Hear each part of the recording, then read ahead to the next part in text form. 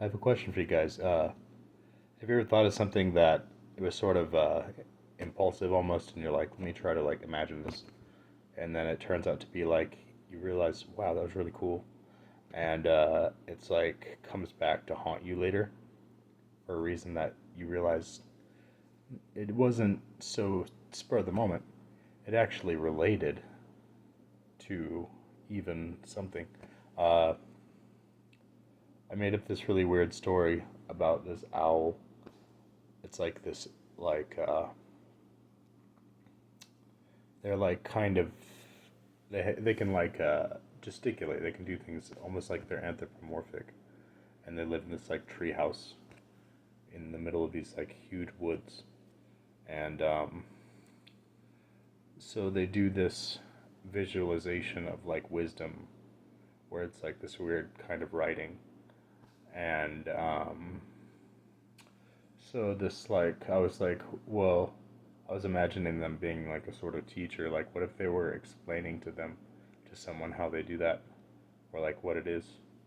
And I was just like, how would they start doing that?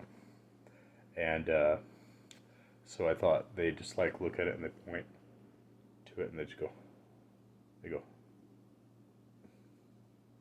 It's sort of like that. Like, for it wasn't for some reason. It was like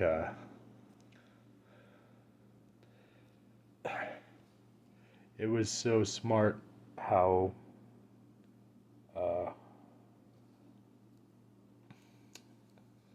like in a moment of being really spun, you can actually think of things sometimes that actually have this quality because it elevates certain aspects of the mind, and it makes you able to think of things that you wouldn't be able to at all in a normal like sober state, to where you almost feel kind of cheated. You're like, why can't I always be this smart or imaginative or creative? So I thought if I'm doing this gesture, like he's leading them to it. Like it's just it was weird.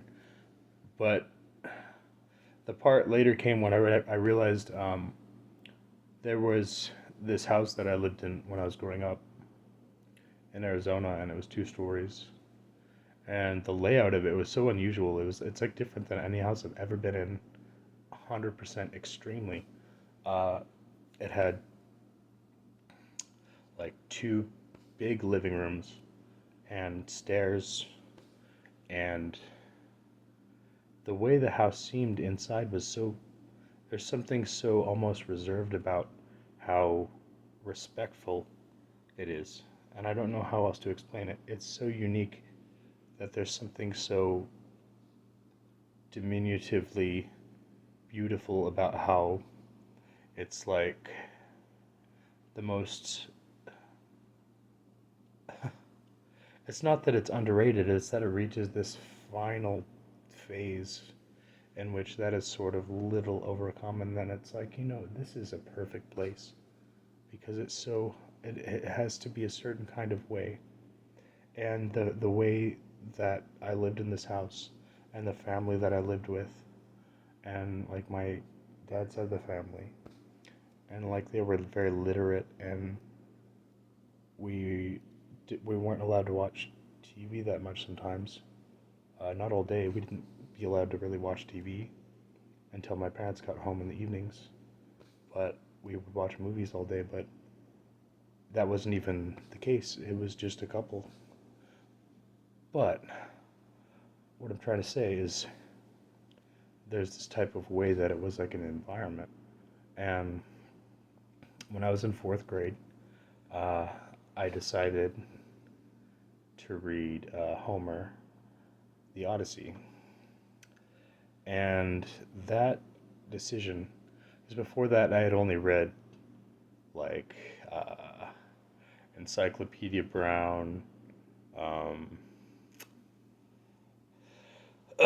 like books for like young books for kids. Yes, I taught myself how to read with like Berenstain Bears and stuff like that.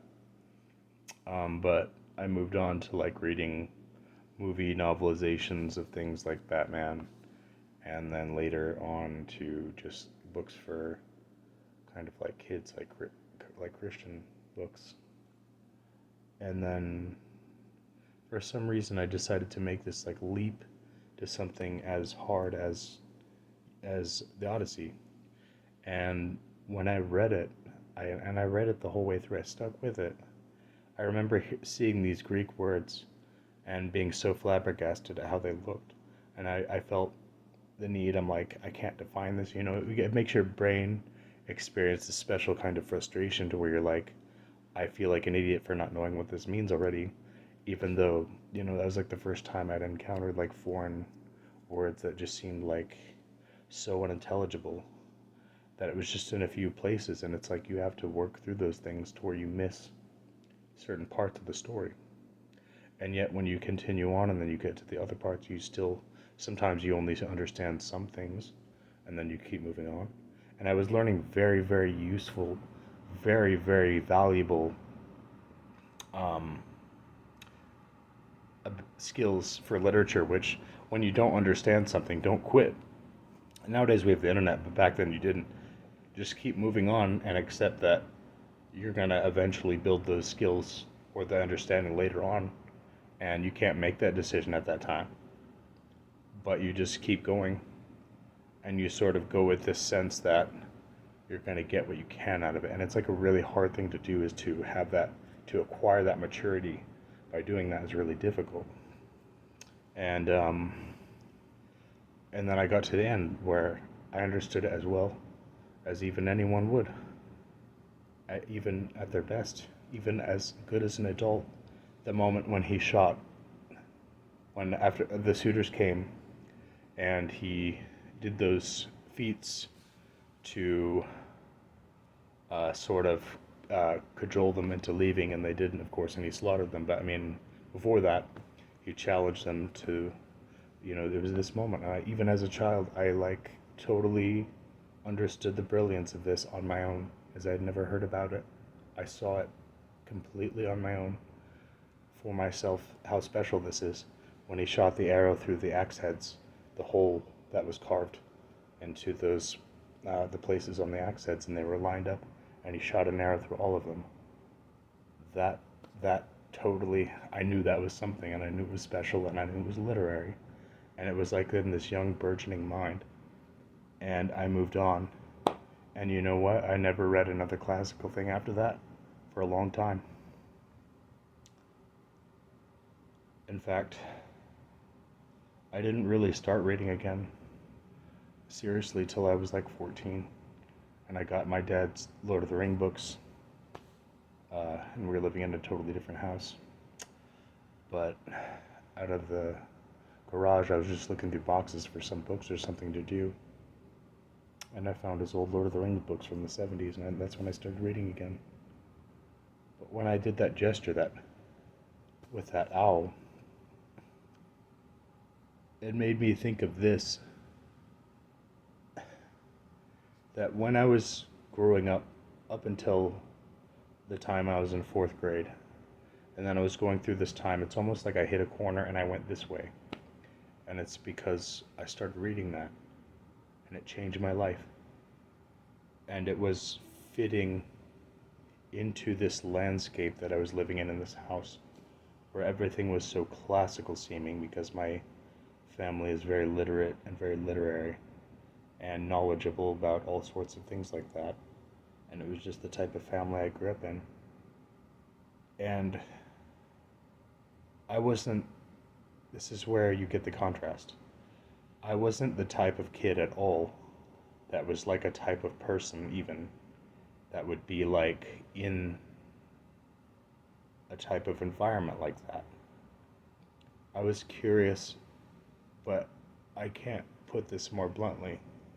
For me to become interested in something like that would have been a great thing, or like a strong thing for me to have done, and it would have been something that I would have had to do myself, is become interested in it, is to ignite the catalyst That's something I had to do. I had to ignite a certain catalyst because it wouldn't have happened otherwise. I wouldn't have lackadaisically become interested in it and just had this hee-haw kind of like interest in it. That wouldn't happen because the interest was like from someone looking outside in, and for someone like that, a lot of times it could be almost this like new age type fascination. Like a lot of things like that were going on back then in the 90s. There was a lot of like new age music that sounded classical, and there was a very smooth blend of things that are classical and artistic, not so much artist like, but like mythology almost, or just like these types of appreciations with music, with other things, and it was commonplace. And it was a certain avenue that existed. And, I would have been in that kind of same position, and to become further interested is the next thing it would have taken, because if you just sit there and just become dumbfounded by the beauty of it and don't have any further interest, then where else would you take it? And would your interest in literature become really that strong? There's something really hard that I know is that when I did that, I did something that was like taking Prometheus's fire. And I didn't understand at all what I was doing when I did that. Because to tell the truth, it was so brash and so awesomely successful that it sort of ruined slash whipped. It took the rest of my life. I kicked, during my adult years, I kicked books' asses so relentlessly that I've read pretty much almost all the classics. Every big name classic you can hear, I've read them all. I've read every big name classic that there is in every country. I've read all those. And I know the difference between which. Not only that, I've read so many other books besides, but they all fit those paramount type of ways. And I've burned through all of them. So where am I at now? I have very few things to read that would make that kind of impact. That's the best way I could say it. But my point is, all these years later, when I was about 33, when I was in Arizona and I was super high and I did that gesture, I looked back on it a couple minutes later and I thought about my life, and I realized when I was growing up, there was a certain point of view where that owl character was there. Like, metaphorically. In my life, when I was there in the house at the bottom of the stairs and then going to the living room, and then I was going to read the Odyssey, and then he just does this gesture, as that was just part of my life. And it was like, how could that happen? How could something that monumental happen to someone when they do one thing and it makes so much of a difference that it completely 90-degree changes course for the rest of their life? They become a different way headed. What were they trying to learn? I don't know the answer to this day, and I can't explain it, but I feel very scared because I have no idea why I would have even done something like that. If I had known the humanities that, what does it look like when you're pointing all that like a direction? Because it makes you look at mythology and realize that when they were searching for something,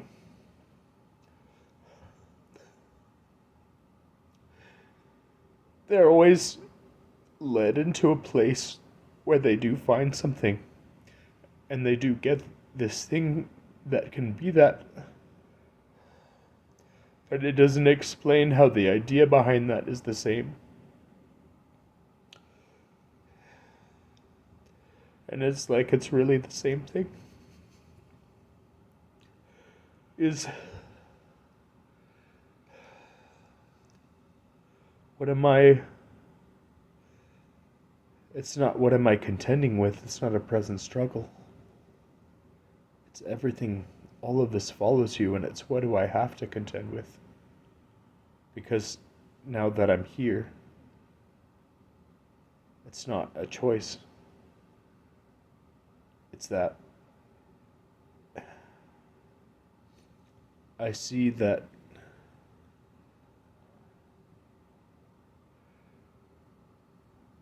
there's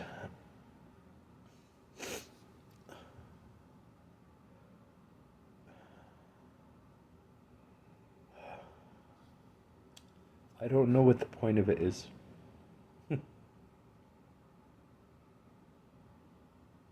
I don't. I don't know.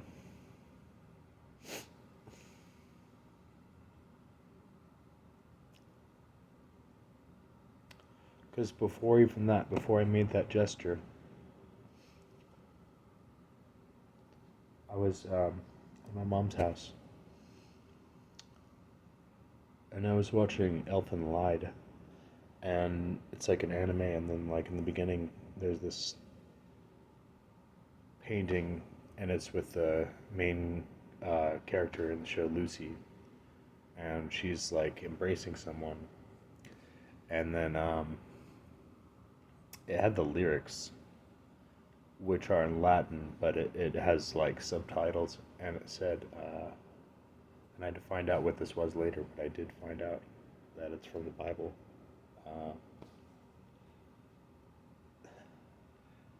It's a verse that's so beautiful that I realized that this verse is like the name of the universe. And I can tell you the verse, and hopefully you'll see why I think that. And it's the mouth of the just shall meditate wisdom.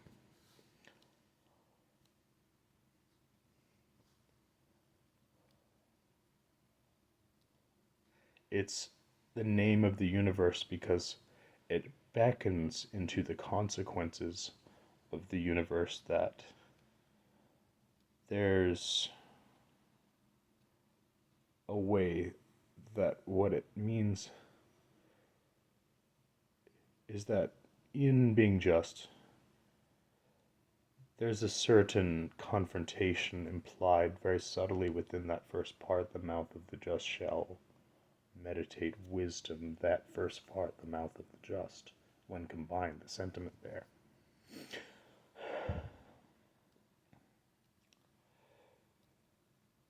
That as they are just, it is a type of way that it is a warrior almost seeming aspect that is so fine that it is a constant, unbelievably straight, never ending constants to that quality of being just. And then what is it they do? It's not an be all end all to a justice, it is an absolute gathering of something that is an absolute virtue, of which is the mouth of the just, meaning that they talk, and it implies something that there's almost a disconnection between the head and the mouth at that point, because shall meditate wisdom, it's the wisdom, this is a kind of blunt sense, but it's the best I can convey it. The wisdom that's coming out of their mouth is so extravagantly strong that when they are saying things, the impression on the listener is so guaranteed almost that it's like their mouth shall meditate wisdom. It almost is extrapolating from their mind and showing the effect of their meditation within what they're saying is wise, is the behavior of a just person, is to give good counsel, and this is an absolutely overrided sense, is it is not only counsel, it is like this.